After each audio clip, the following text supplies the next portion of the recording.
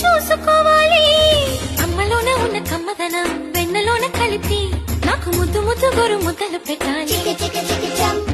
ప్రేమలోన ఉన్న తీయదనం ప్రేమతోటి తెలిపి చిన్న తప్పు చేసి నన్ను తీయక తిట్టాలి.